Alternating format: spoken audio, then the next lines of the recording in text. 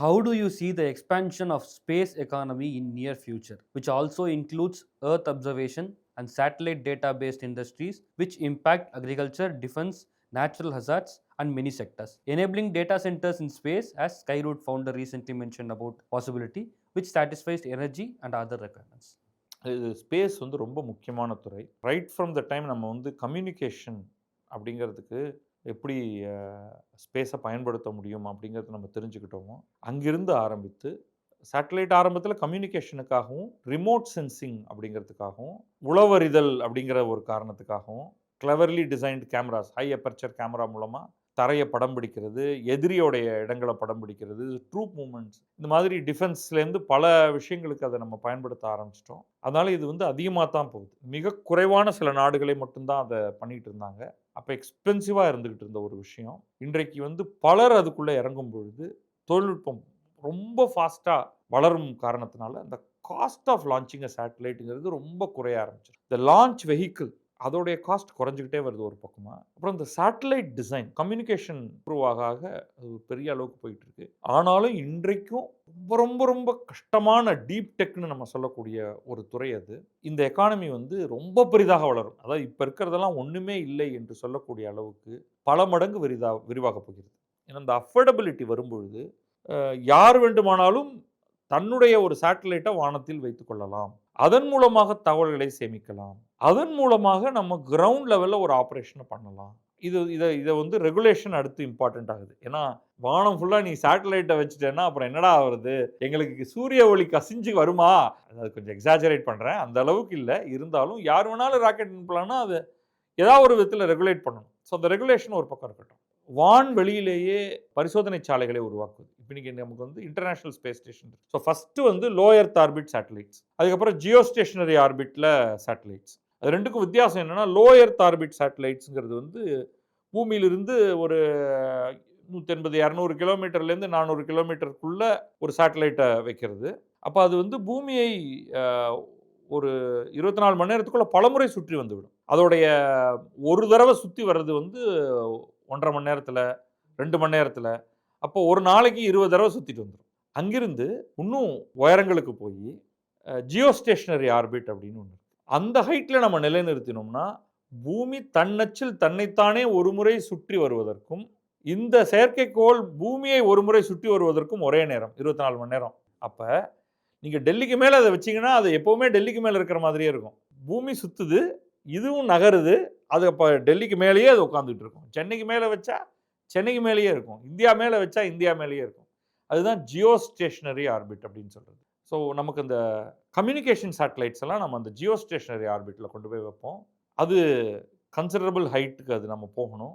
அது சேலஞ்சிங். இத விட அதாவது ஒரு லோ எர்த் ஆர்பிட்ல எல்லா கம்பெனியும் இப்ப இன்னைக்கு வந்த புது கம்பெனிகள் எல்லாமே லோ எர்த் ஆர்பிட்ல நான் ஒரு சேட்டலைட்ட விடுறேன் அப்படின்னு தான் ஆரம்பிப்பாங்க. ஏன்னா அது ரொம்ப பக்கத்துல இருக்கிறதுனால. வேறஸ் ஜியோ ஸ்டேஷனரிக்கு போறது ஜாஸ்தி. இதே மாதிரி வந்து நம்ம இதெல்லாம் குட்டியூண்டு விஷயங்கள். அதாவது சில 100 கிலோக்கள். ஒரு உருப்படியான சேட்டலைட் பண்றோம்னா, இப்ப ஸ்டார்லிங்க் சேட்டலைட் எடுத்துங்க. அவன் வந்து ஆயிரக்கணக்கில ஸ்டார்லிங்க் சேட்டலைட்ட உலகத்த சுத்தி போட்டிருக்கான். இலான் மஸ்க் உடைய ஸ்பேஸ் எக்ஸ் கம்பெனி பண்ணியிருக்கிறது தான் அந்த ஸ்டார்லிங்க்ங்கிறது. அது கொஞ்சம் கொஞ்சமா, கொஞ்சம் கொஞ்சமா, கொஞ்சம் கொஞ்சமா விட்டுக்கிட்டே இருக்கிறதுனால, அவை எல்லாம் ஒண்ணா சேர்ந்து பூமிய கிட்டத்தட்ட என்வலப் பண்ணியிருக்கு. அதன் மூலமா யாருக்கு வேணாலும் இன்டர்நெட் கனெக்ஷன் குடுக்க முடியும். தரையில எந்த ஃபெசிலிட்டியுமே இல்லாம, ஸ்டார்லிங்க் உடைய இன்ஃப்ராஸ்ட்ரக்சர வச்சுக்கிட்டு, உங்களுக்கு வந்து இன்டர்நெட் கனெக்ஷன் நீங்க ல் கிரவுண்ட்ல இருக்கிற யாரையுமே நீங்க நம்பணுங்கிற அவசியம் இல்ல.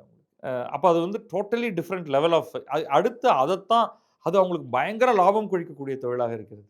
அப்ப இந்தியால வந்து ரிலையன்ஸ் கம்யூனிகேஷன் அத ஃபோக்கஸ் பண்ணுது. தாங்களே அதை செய்யப் போகிறோம் அப்படின்னு. சில பேர் வந்து அத ஸ்டார்லிங்கோட சேர்ந்து நாங்க ஏர்டெல், ஜியோ 2 பேருமே அத ஸ்டார்லிங்கோட ஒரு அக்ரீமென்ட்ல பண்ண போறோங்கிற மாரி சொன்னாங்க.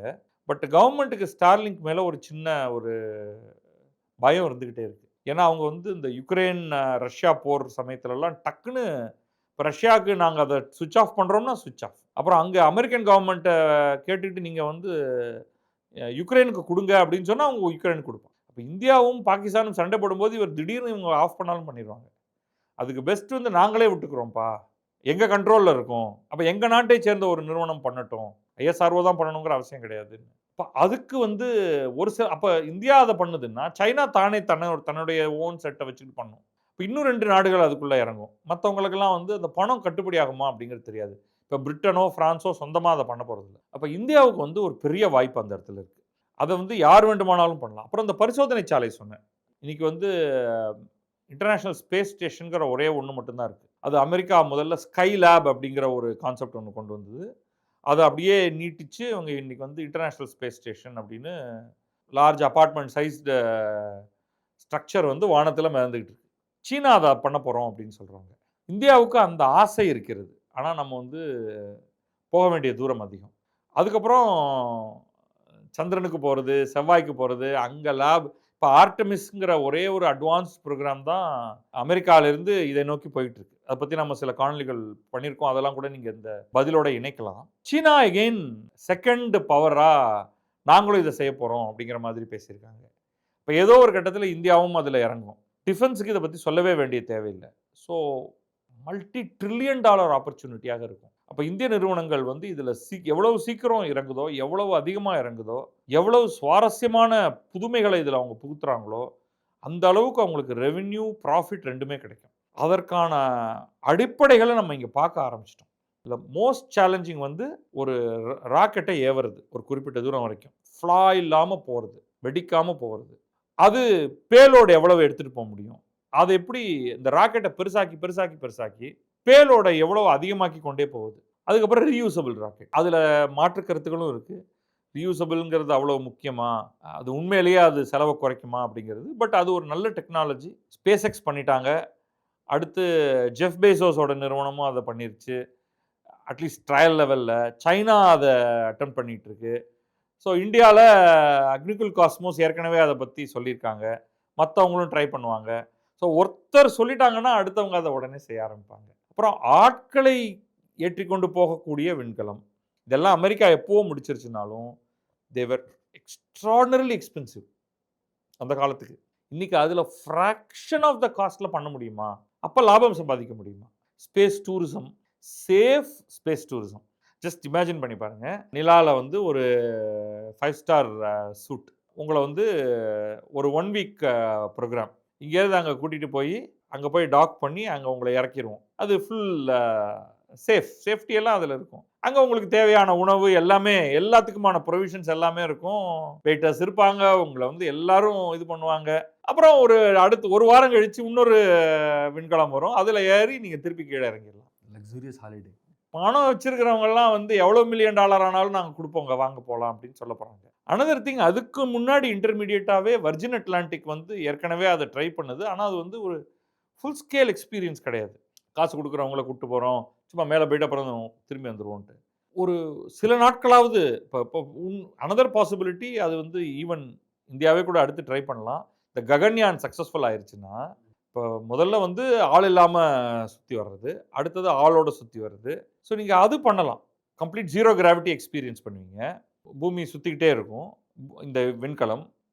அது ஒரு 4, 5 நாள். அப்ப நீங்க இன்னும் பெருசா அது ஒரு விண்கலத்தில மொத்தம் 4 பேர் கிராம்ப்டா இப்படி கைய இப்படி வச்சுக்கிட்டு உட்கார்ந்துட்டு போனா அதில ஃபன் இல்ல. ஸோ அது வந்து ஒரு ஒரு பெரிய அபார்ட்மெண்ட் சைஸ்டு இத நம்ம லான்ச் பண்ணணும். அப்ப நம்ம ஒவ்வொரு தடவையும் அத எடுத்துக்கிட்டு சுத்திட்டு வர்றது கஷ்டம். அப்ப அந்த ஒண்ணு சுத்திக்கிட்டே இருக்கும் ஒண்ணு வானத்தில. இங்கேருந்து போய் அங்க இங்கேருந்து அதில போய் டாக் பண்ணுவேன். நீங்க இறங்கிக்கணும். இது ஒரு ஷட்டில் பஸ் சர்வீஸ் மாரி தான். சரிப்பா போன வாரம் வந்தவங்கலாம் ஏறுங்க வண்டியில. அப்படின்னு சொல்லி அவங்கள ஏத்திட்டு திரும்ப வந்துருவேன். திரும்ப அடுத்த வாரம் வருவேன்ப்பா எல்லாரும் அதுவரைக்கும் உலகத்த சுத்திட்டு இருங்க. ஜாலியா ஹேவ் ஃபன். வந்து உங்கள திருப்பி கூட்டு போயிருவேன். ஆனா இதுல ரிஸ்க் இருக்கு. இந்த மாரி எல்லா விதமான வித்தைகளும் நடக்க போகுது நாளைக்கு. இதுல எதுவுமே சயன்ஸ் ஃபிக்ஷன் கிடையாது. எல்லாம் நடக்க போகுது. So it's going to be multi 100 billions of dollars, trillions of dollars. அதுல இந்திய நிறுவனங்கள் விட்டு பிடிக்காம ஆரம்பத்திலேயே வந்துட்டாங்க. அத வந்து இந்தியாவுடைய ஸ்பேஸ் பாலிசி 2022ல நம்ம கொண்டு வந்த ஸ்பேஸ் பாலிசி, 24ல அந்த ஸ்பேஸ்ங்கிற அமைப்பை ஏற்படுத்துவது, இது எல்லாமே இந்த ரைட் டைரக்ஷன். இன்னும் ஒரு 7, 8 வருஷத்துக்கு முன்னாடியே கூட ஆரம்பிச்சிருக்கலாம். பட் இப்பொழுதாவது ஆரம்பித்தார்களே சரியான திசையை நோக்கி போய் கொண்டிருக்கிறோம் அப்படிங்கிறது வந்து எனக்கு சந்தோஷமாக இருக்கு. இது நம்மளுடைய கேப்பபிலிட்டியும் பல விதங்கள்ல முன்னேற்றும். மெட்டீரியல்ஸ் டிசைன்ல இருந்து ஆரம்பிச்சு, புதிய வகை பொருட்களை உருவாக்குதல், ஏகப்பட்ட பேர். நாசாவுடைய ஸ்பேஸ் ரிசர்ச் காரணத்தினால தான் எண்ணற்ற புதுமைகள் சயன்ஸ் அண்ட் டெக்னாலஜி ஸ்பேஸ்ல வந்தன. அதே மாதிரி இன்னைக்கு இந்தியா அத பிரைவேட் அ பிளேயர்ஸ்க்கு ஓப்பன் பண்றதன் மூலமாக, பல தரமான ஆராய்ச்சிகளும், கண்டுபிடிப்புகளும் நிச்சயமாக இந்தியாவுக்கு கிடைக்கும். அது வந்து இந்தியாவையும், உலகத்தையுமே வந்து அத மேல கொண்டு வரும்.